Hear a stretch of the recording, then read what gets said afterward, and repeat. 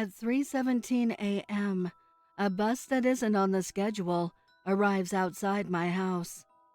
By Theeaglestrikes. For context, I'm a middle-aged man who lives on the outskirts of Parbold, a small English village. My house is the only one on a long, winding country road. But it does have a bus stop. From my bedroom window, I can see it on the other side of the road. It's quite handy, really. I never miss the morning bus to work, and I know the schedule off by heart. That's why I was bewildered when I first noticed the 3:17 a.m. bus on Saturday, the 14th of October. It woke me up, actually. I'm a light sleeper.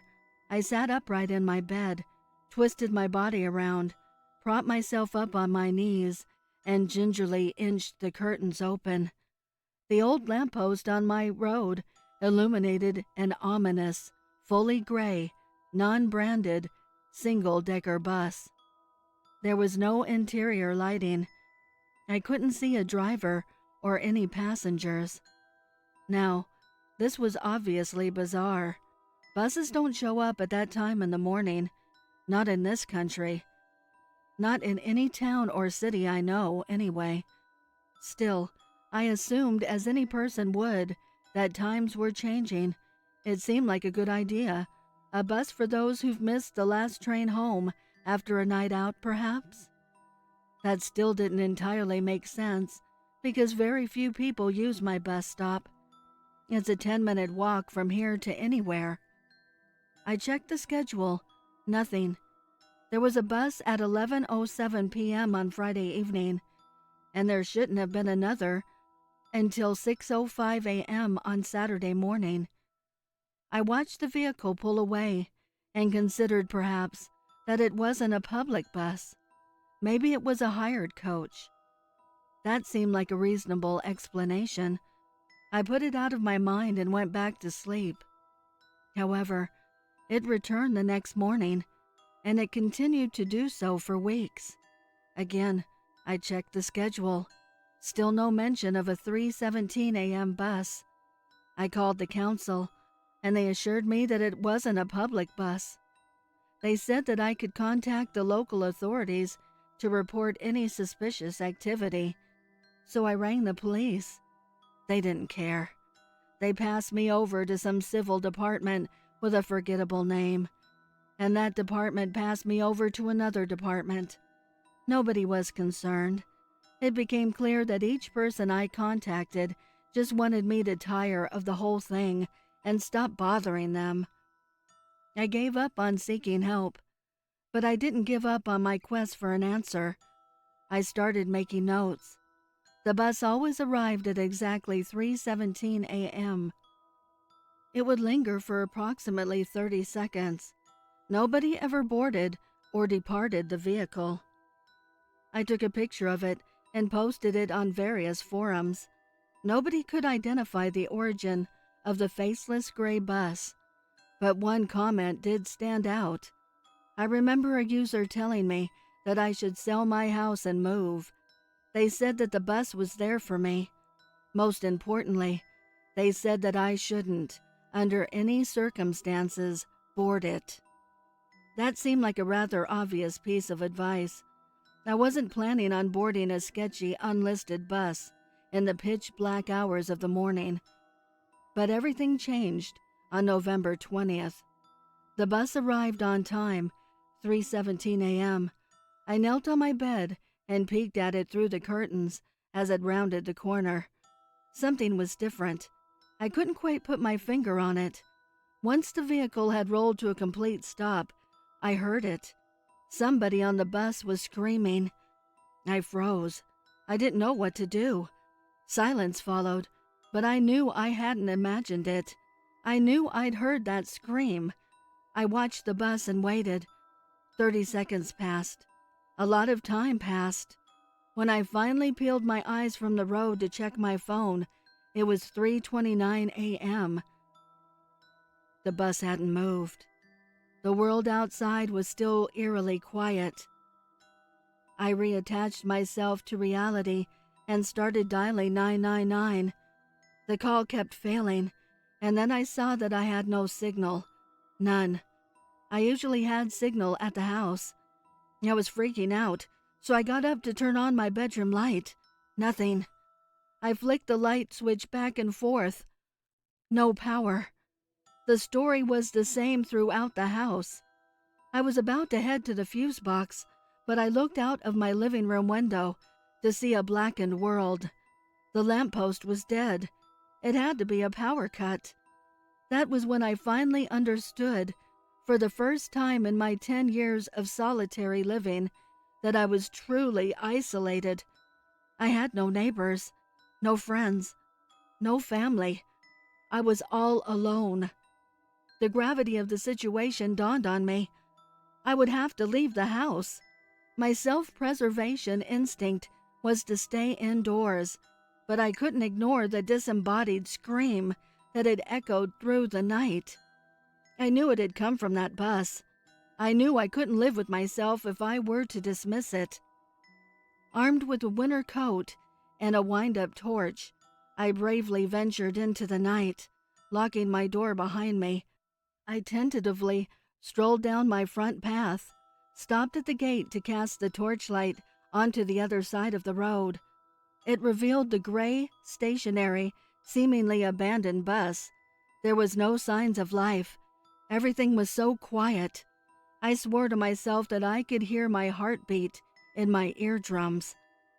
I swung the creaky gate open and began to cross the road, futilely attempting to steady my quaking knees. My torch wobbled in my shaky left hand, so I clasped my wrist with my right hand. I shone the light into the windows of the parked vehicle. There was definitely no driver, but it was an elevated coach, so I couldn't see whether there were any passengers. I walked around the front of the vehicle, summoning the courage to enter it.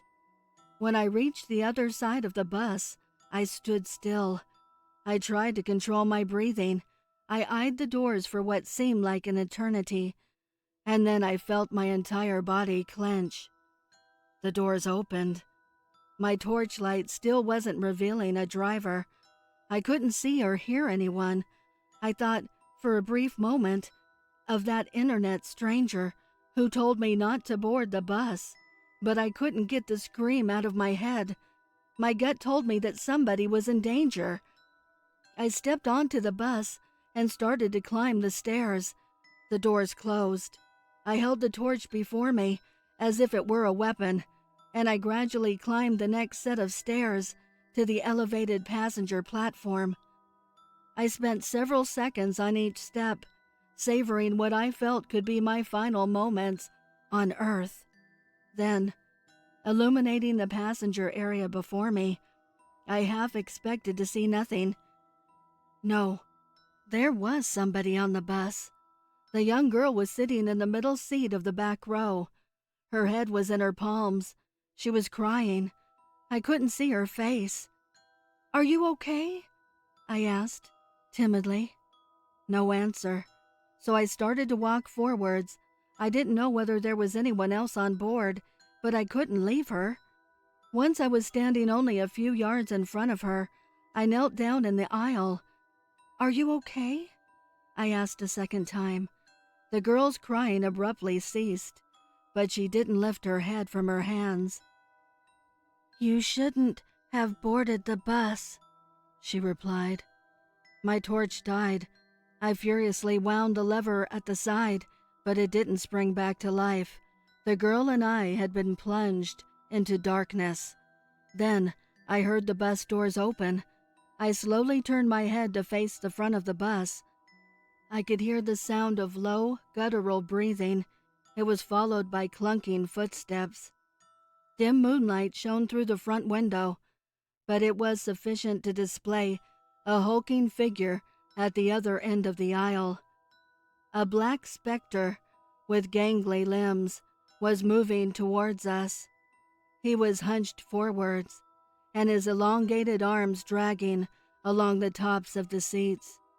He was too tall and too wide to fit in the aisle.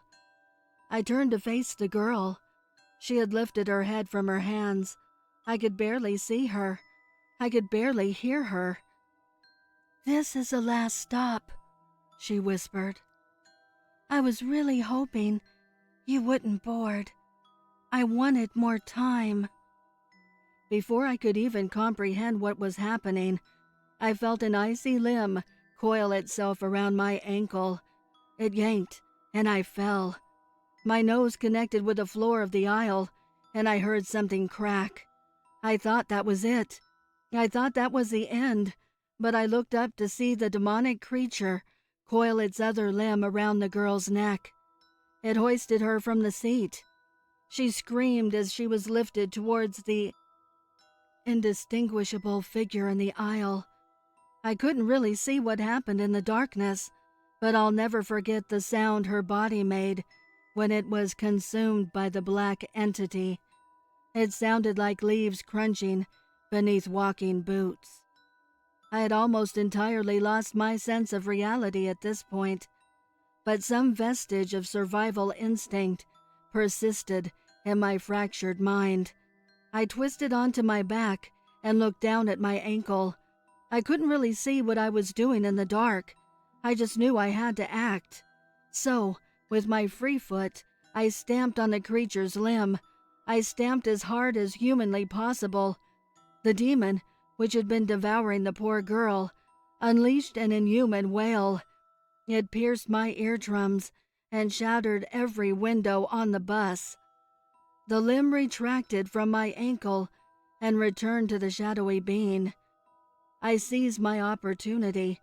Catapulting to my feet, I spun around and lunged for the now glassless back window of the bus. Clinging to the frame of the window for dear life, I took one last look at the dark entity that was hurtling towards me. Then I dropped to my feet on the road. I sprinted away from the bus. Adrenaline fueled me onwards. I didn't look back. I just kept running. At the speed I traveled, I think it only took me a few minutes to reach the warm and welcoming lights of civilization. I looked at my phone and cried when I saw that I had service. I booked a taxi. I wanted the farthest possible destination. I chose Manchester. Then I took the first train to London. For the past couple of weeks, I've been living in a hotel. I know I was a little late, but I finally took the advice of that online stranger. I moved away. I moved far away. I don't go outside at night, and I definitely don't look out of the window after 3 a.m. I would like to give a heartfelt thank you to the special friends of the channel for your overwhelming generosity. If you would like to support the channel, the link is below in the description. Also, please send me your stories and poems to duchessofdarkness27@gmail.com. You can also find me on Instagram at duchess.ofdarkness and Twitter at duchessofdarkn2. I want to thank all my listeners for your kindness, your encouragement, and your support. It means the world to me. Thank you for joining me. Until next time.